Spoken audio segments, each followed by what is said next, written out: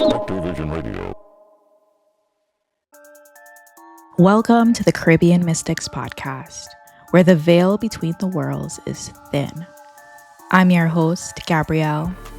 I explore the true supernatural stories born from our island's unique blend of mysticism, superstition, and lore.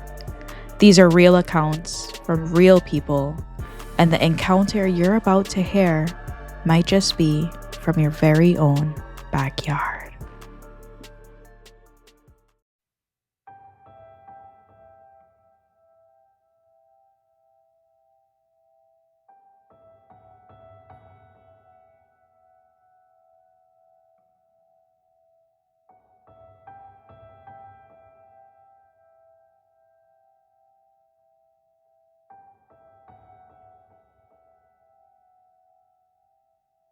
My name is Vaughn Belle.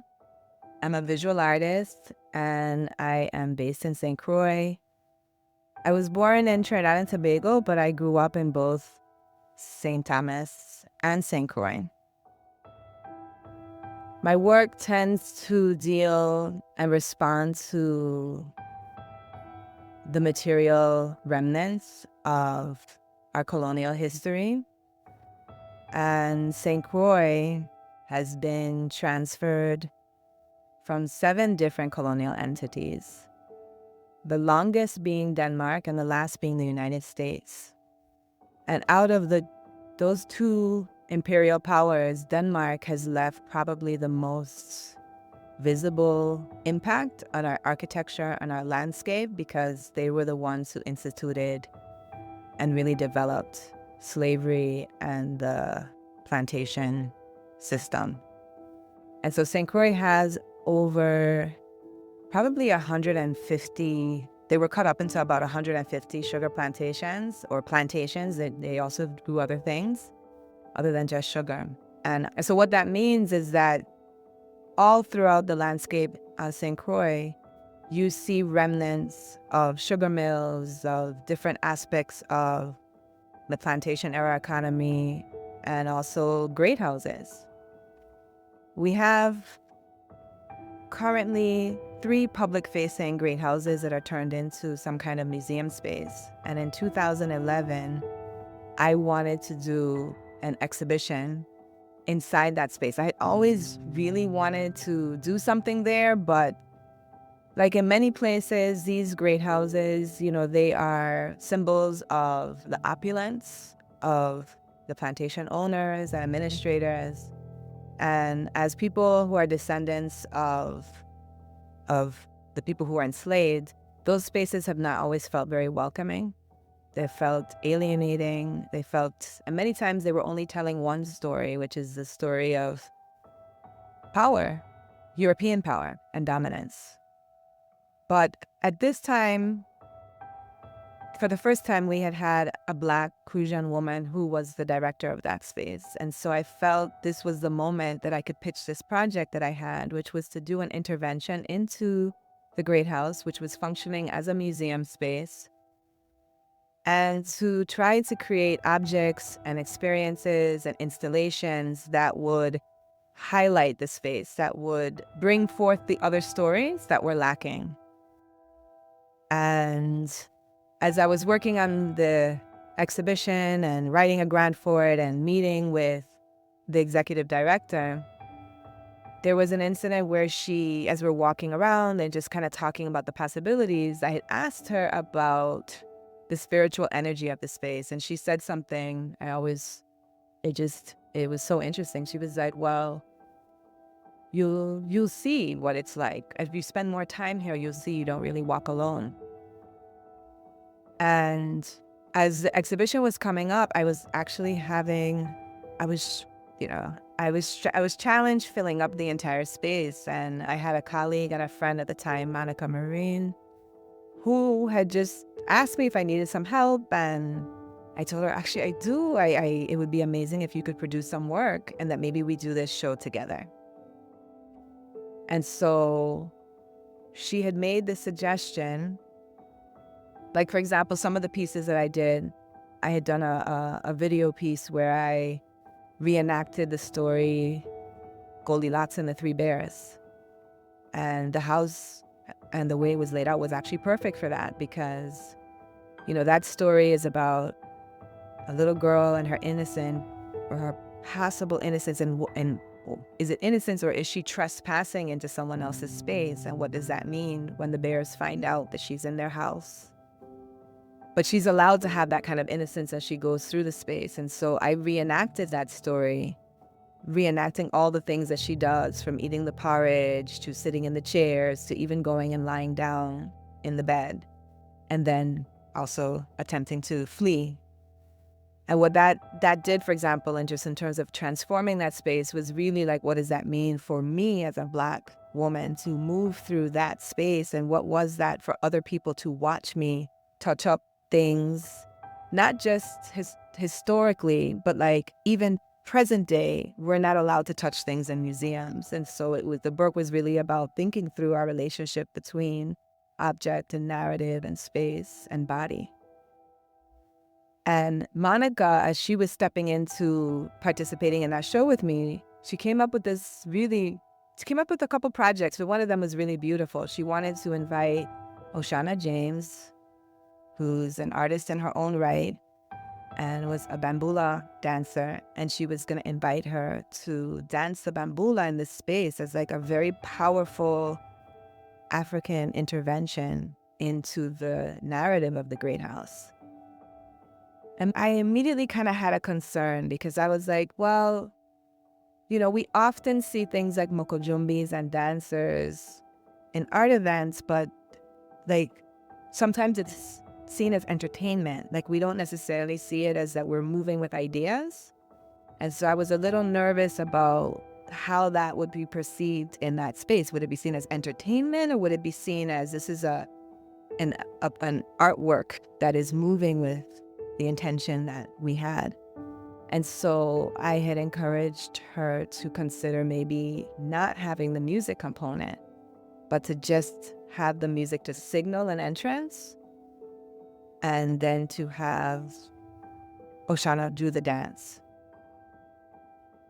My name is Oceana James. I go by Oceana James, but it's really Oceana Joseph James. I am a Crucian that can trace back probably to the mid-1700s, a little bit before that actually, on both sides of my family, the Joseph paternal side and the James maternal side. I'm an artist. I dabble in a few things: writing, performing, dancing. They kind of came into that. I've been acting also, so let me not even leave that out. I think acting and dancing was my entry into other media. When Monica and I had first start conversations about the project with Vaughn, I think I too immediately was at that space of, well, it's not really a performance. I had been thinking about that word performance and what it means, especially with the audience that was probably going to be there. So you have a lot of usually at those events and definitely at that space, it was an actual physical, literal white gaze that will be there. And this idea of performance and the idea of the project just really honestly, and Vaughn said it perfectly, it just didn't fit this idea of being the spectacle. I think that in those conversations with Monica, we had talked about the body as resistance in dance specifically, because those were one of the few times when we actually had the power, talk about power of ourselves in these Bamboula spaces. Just a little bit of background too, Bamboula being an African-based dance out of the Virgin Islands and different places as well, to include Louisiana. There's an actual rhythm in Bomba in Puerto Rico called Bamboula. And so we have that word in a French Caribbean as well, specifically Martinique and Guadeloupe. And so how do we use that in this context? And so I think that we did a lot of talking, a lot of reading, a lot of back and forth about how it would play out. was like, okay, getting a little nervous as I even though I've done a million things, I get nervous each time, but for different reasons. And for this, I was like, something's gonna happen. I don't know what, but something gonna happen. And so I called my friend Nana Adjua, who's a Ghanaian that's been on St. Croix probably 50, 40 years now. I said, Nana, you need to be there. And she's usually I shouldn't say usually, she is very supportive of anything that I've done on island, from like when I co-directed The Color Purple or shows that I've done, whatever. She's one of those people that you call that will be there, no questions asked. And so she said, okay. I remember the day of, I'm getting dressed at home, I like pack a bag and I'm in all white and kind of getting my mind mentally prepared for this experience. When I got there, we're getting ready, it's about to begin, and I decide to go in the yard, the front part of the building of the great house. There's a big tamarind tree and a little bit of a yard, like just adjacent to the parking lot.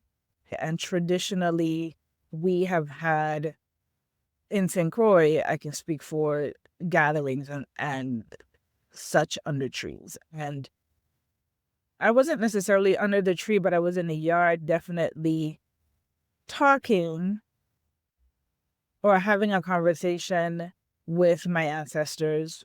I was telling them what I was about to do and asking permission and saying thank you. And in part of that preparation, I picked up some soil off the ground and kind of touched it and I put it back. I was raised by my maternal grandmother, and my mom she told me this story as an adult, and she said that when she was getting ready to go, she was going to Michigan to school, to college, University of Michigan. And when she was leaving, my grandfather had put some dirt in a cup and mixed it up and make her drink it, and told her that it was to make sure that she come back home. And so for whatever reason, I had that memory in my head when I picked up that soil of this dirt connecting me in an actual physical way to my people and the people that came before me. The opening was amazing. It was well attended. There were all these people there, our friends, our family, all kinds of people. And I was actually also doing another a collective performance project where I had invited people to take portraits using an old Polaroid camera that I was able to rescue and find the right film.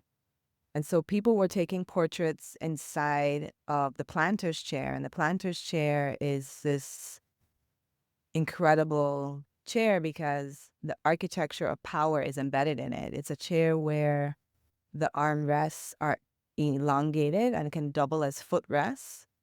And so that means that whoever is sitting in the chair, someone else is usually, they'll basically cock up their foot and then someone else is going to take off their shoes.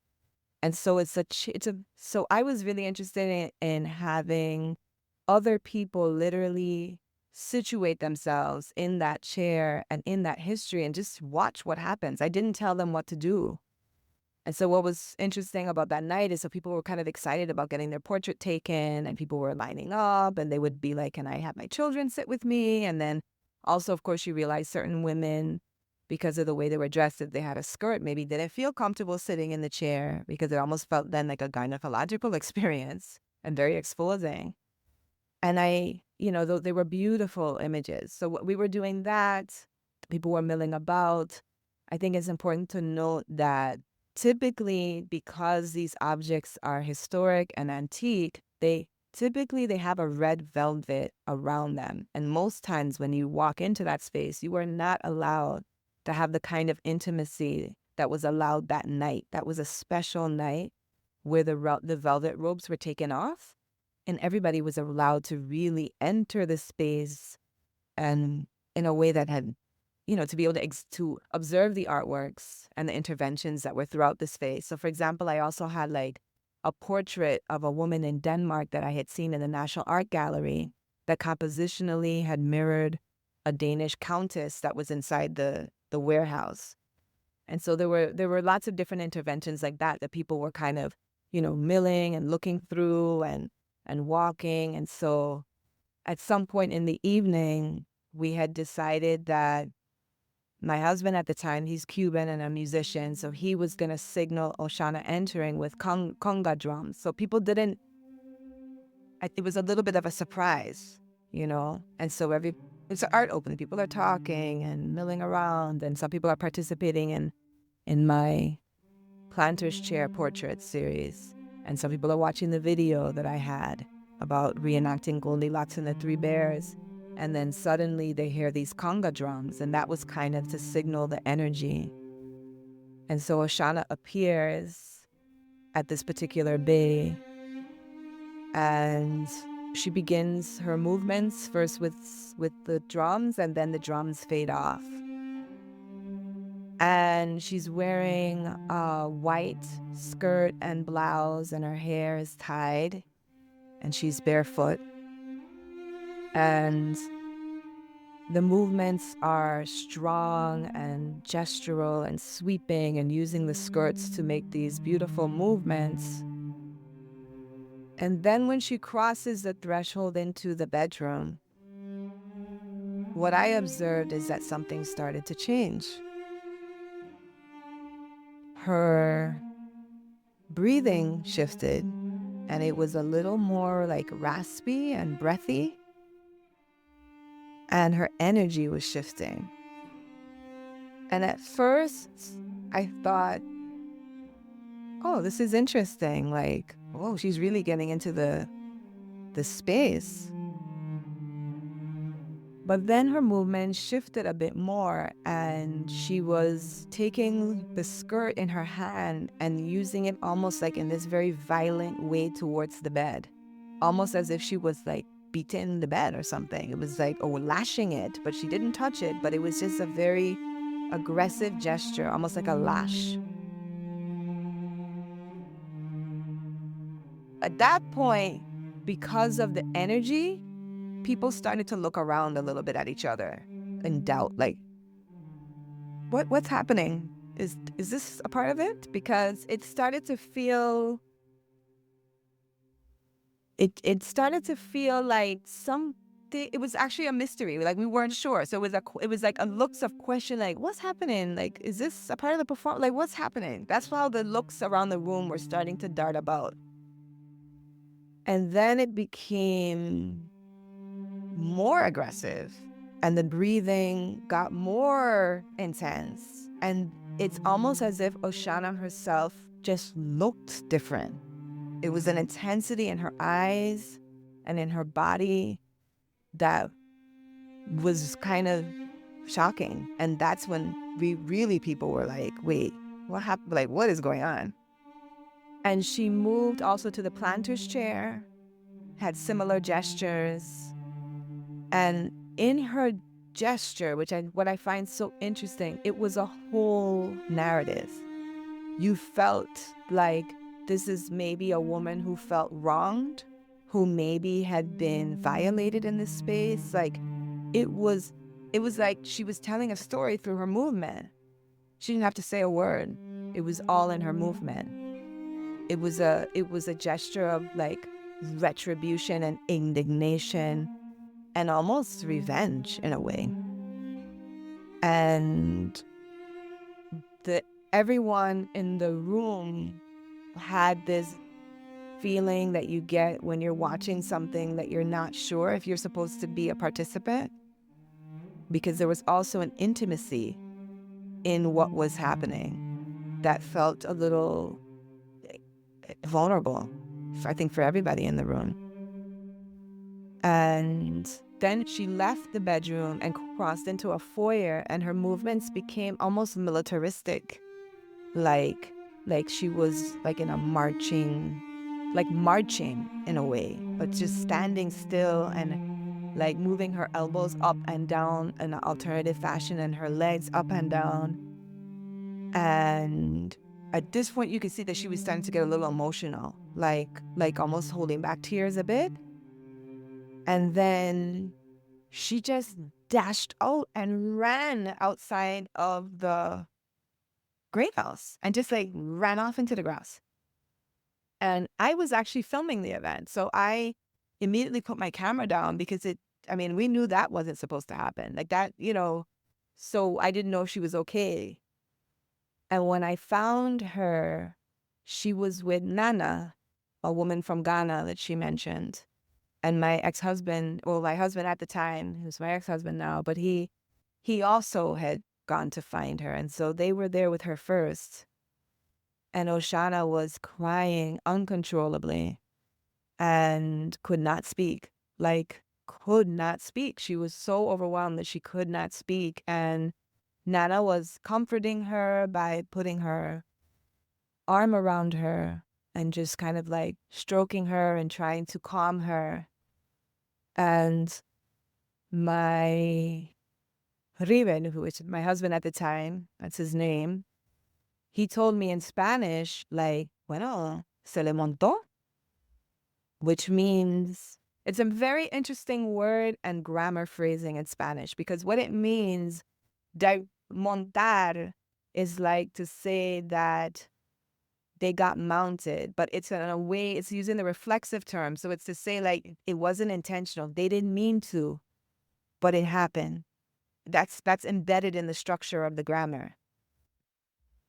And he was trying to communicate to her like it's okay. He comes from Cuba and a family that has his grandmothers are spiritistas, they practice santeria, his father's a palero, so his uncle is a babalao, so he grew up seeing this his whole life and felt very confident, like this is what happened, you're okay.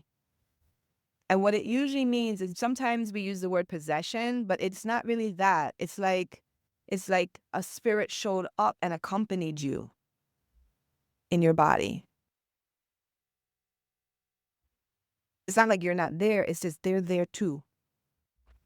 And, I remembered that what Sonia had told me that day when we were just walking around months before trying to establish the parameters of the exhibition, that when you spend more time at that great house, you will see you're not alone. And that I certainly didn't expect that would happen. I remember walking into the building and I felt immediately very heavy walking in. I'm kind of telling a story, kind of true African sense back and forth and no kind of sense of linear, but feeling very heavy. And I remember having to stay focused or present, I think, having to control my breath as much as I could. I can't speak much about that part in the bedroom because I honestly don't remember it. I remember being in the kind of foyer to the east side now, in the back of the building.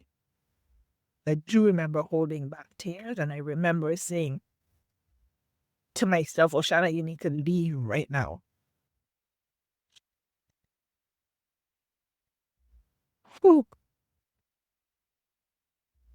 Because I think I felt like if I didn't leave, I don't know what was going to happen. And I felt like I was still at that moment trying to stay in control of myself. I was aware but not aware. Like I know I was in the building. I know I was supposed to be doing this dance. I know that I was at this event, but it was like I was doing this thing, but not consciously at the same time. And I don't know exactly when that kind of unconscious, conscious but not aware feeling happened. obviously did at some point. But at the door, before I ran out, I know I had told myself I had to leave. And I don't know what was going to happen if I didn't. Maybe it wasn't my own thought. Maybe it was this entity, for lack of a better word, or this virtual being, maybe that was their thought. But I knew the thought was in my head, okay, Oceana, you got to leave out of here. And I think it really was this idea of me trying to gain some control of what was happening. And I do remember running out the building. And I remember that somebody was calling me, like saying, it's like calling my name. I remember somebody holding the back of my neck. Maybe they put water on the back of my neck. I'm not sure. But I do remember that feeling of needing to throw up, and I couldn't vomit. Like, it was like when you're gagging in your hearing, but nothing was coming up. I remember people calling my name, and I couldn't ask the word. I guess I was back, and I remember people asking me all these questions, and like, I remember my head feeling it was just too much, and I don't know if it was that. I think somebody was like trying to get people to leave me alone because people had questions. I remember a lot of people like asking questions, and I can't specifically say what questions, but I do remember that feeling of why are they asking me all these questions.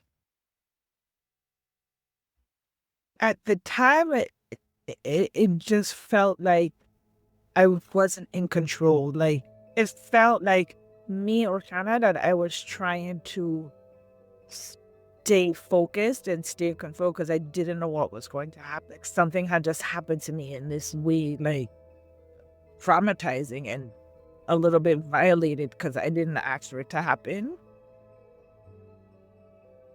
I do believe that my ideas on Bamboula have changed. Because I think on St. Croix, I believe that Bamboula that we're seeing now as it is in St. Croix is a recreation of what we think Bamboula is supposed to be. I think because Bamboula was not practiced for so many years on the highland, that now we're seeing, which is great. It's wonderful, this resurgence, this reconnection, this re-identification, this reclamation. But is that the Bamboula that we saw 100 years ago? I don't think so. Which is fine. Things evolve and things change, but that was a time when my ideas behind Bamboula kind of solidified. I think had the drums stayed playing, that I don't know if I would have been able to. I don't even know if I did control, but I don't know if I would have been able to control the little that I did, myself staying present. Me, Oceana, staying present.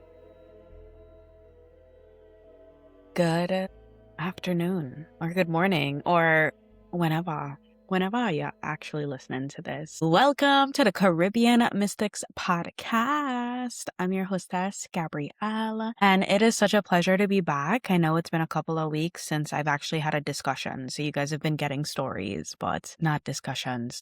And so I am back. You'll probably be getting like 2 discussions a month going forward attached to specific stories. And, like I said before, there are specific stories that I just feel like warrant a discussion. And certainly today's story absolutely does, especially when we start to approach new concepts that we've never been able to like explore on the podcast. So, I'm very much like, I want to leave people with education, and I want to be educated as well. And so a lot of this learning that I get to do means a lot. And so I'm actually not going to take too much time rattling on. I want to hop right into the story. And I first and foremost want to extend such deep gratitude to Vaughn and Oceana for taking the time to share this story with me. And for those of you who listen to the story, I'm sure you could hear the emotion in Oceana's voice when she's recounting her experience being mounted from a spirit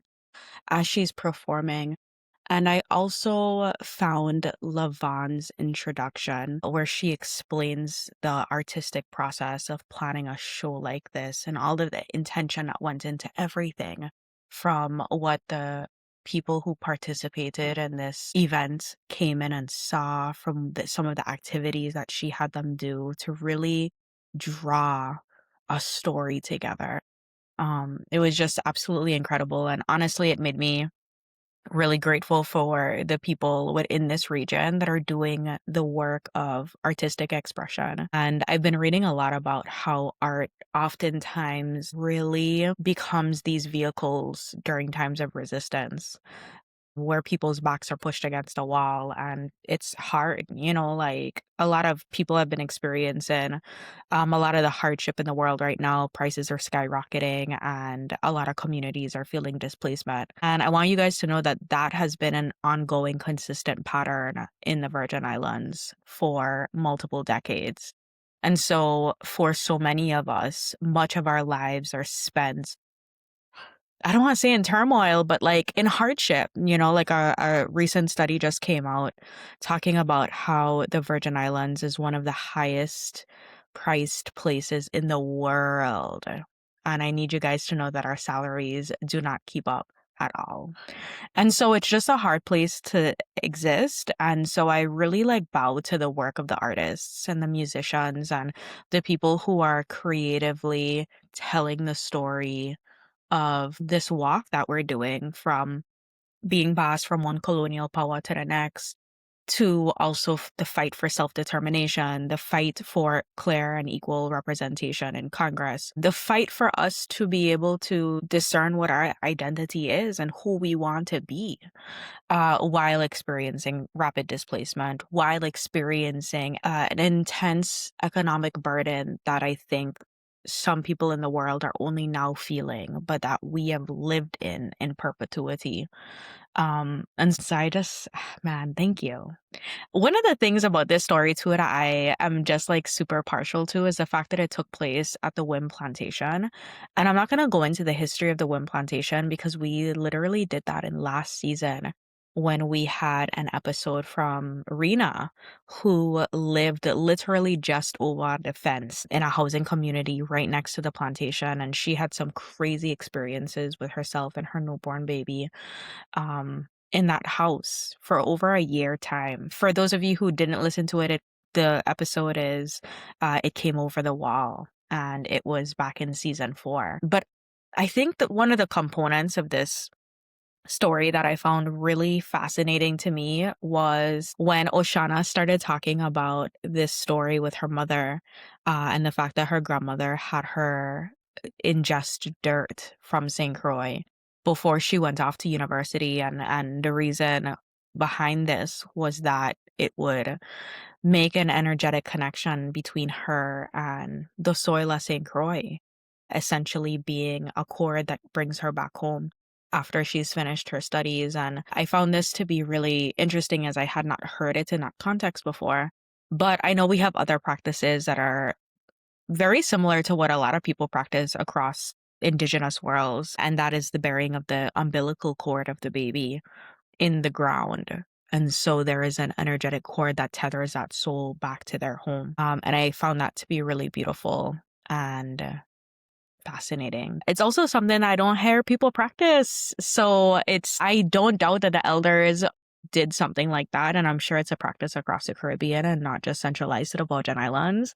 But you certainly don't hear stories like that anymore. So when I do hear them, I like to take pause, because I find it to be really beautiful when you see that melding of energy between the human world and the natural world and how it's working together in divine union. And so I really just that aspect of the story, like, I was like, oh man, this is so culturally and spiritually rich. And then I feel like the biggest part of this story was the story itself, right? The experience where you have Oceana, who is doing the Bamboula, which is a deeply spiritual dance that is found all across the Caribbean with obvious roots from Africa. And one of the parts about this story is when Oshana is talking in the back end and she's just like, I don't feel like the Bamboula we practice today is the way in which it was practiced before. And I don't want to put words in her mouth, but I found her observation of that actually to be one that I kind of could agree with as somebody that don't practice the Bamboula, but enjoy watching it. And after doing some research, I really do double down on the fact that when the Bamboula is dance now, there is a element of like reverence and cultural preservation that's happening. There's still resistance movement in that. And I also wonder, because of our Christian filter that we have over our Caribbean communities, I wonder if we really do embody, like what a lot of these dances were intended to do.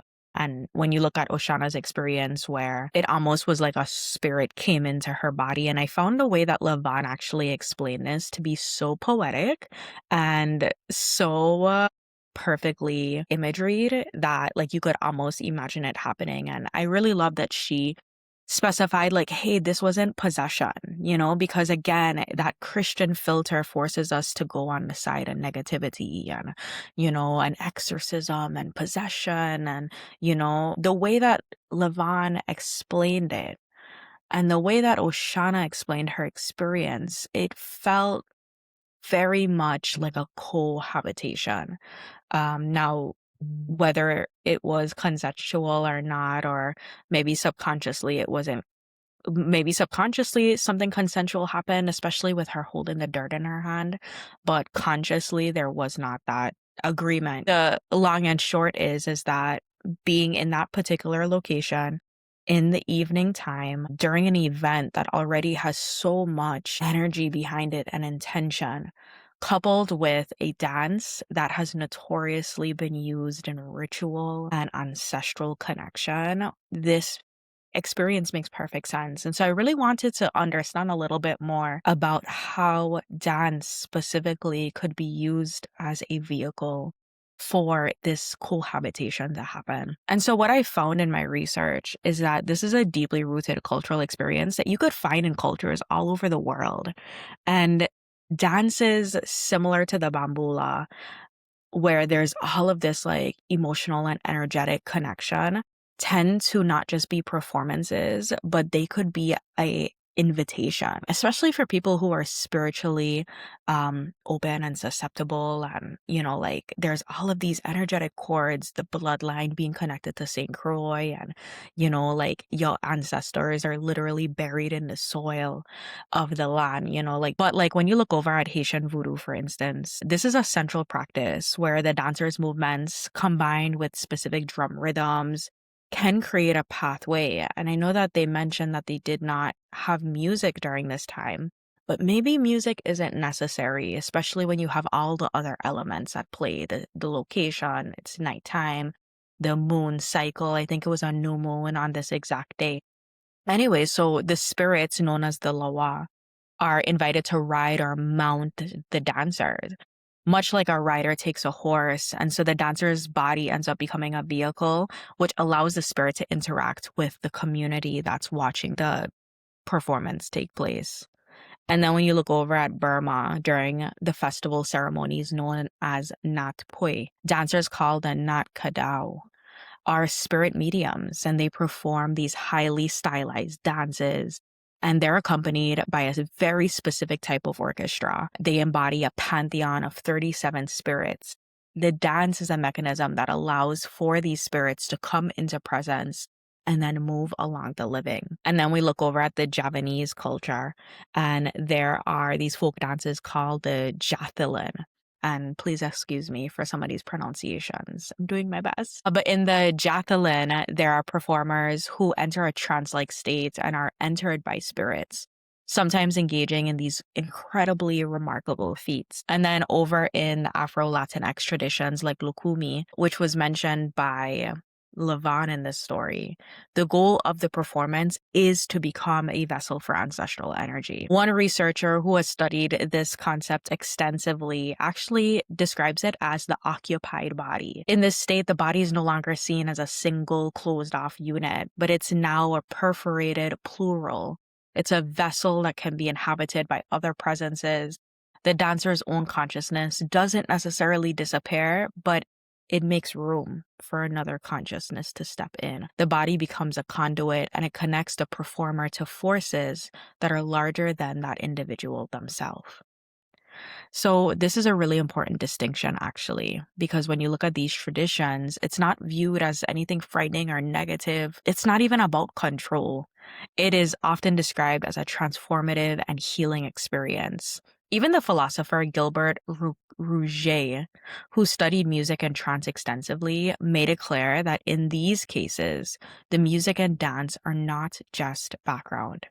They are essential tools that allow the dancer to identify with the spirit and then express that identification through their own movements. So when Oceana describes feeling another spirit enter her body while she danced, or Vaughn describes feeling like she's watching a performance in which Oceana has almost stepped aside and there's something else at play telling a story. What's being described here is a phenomena that humanity has understood, ritualized, and honored for very many centuries.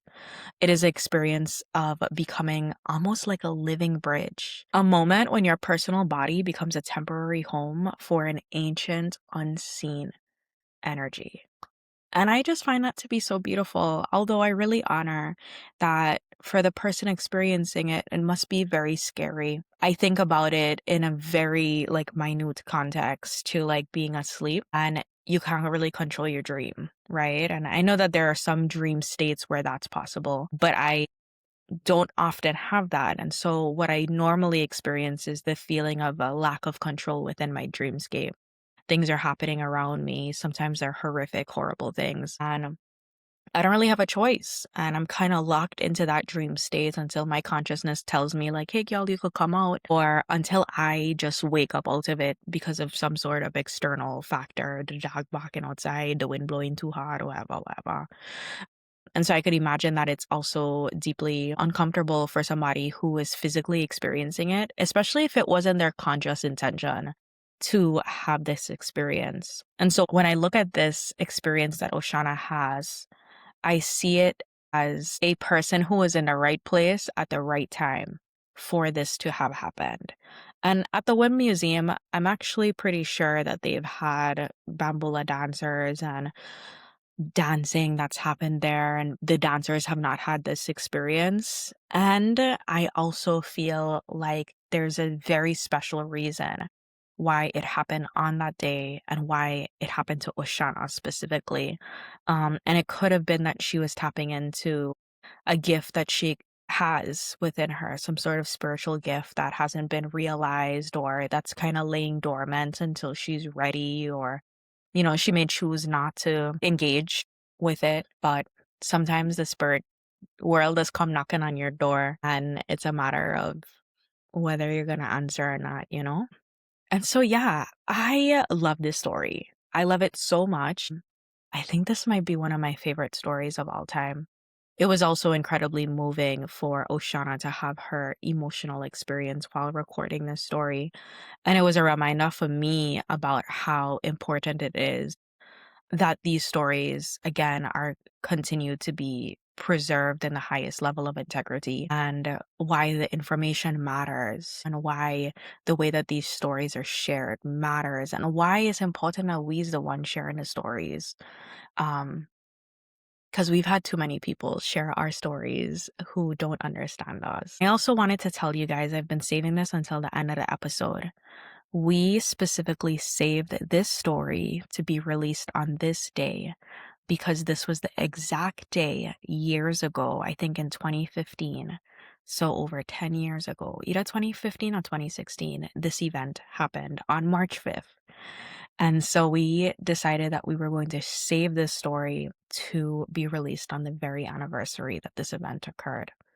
This has been an incredible episode, and I am so grateful for Oceana and Vaughn for sharing this story. I'm also grateful that a Crucian them come out and share our stories, because in calling them Crucian stories forward, both physically when I'm on a podcast, but energetically. And so I'm just very happy. And if anybody have any stories that they want to share with the podcast, I'd really appreciate it. You can find my email in the show notes. Reach out to us on social medias, send me fan mail, please. And thank you guys for being here. It is such an honor. I will see you guys next week. Yeah, happy March. Happy March.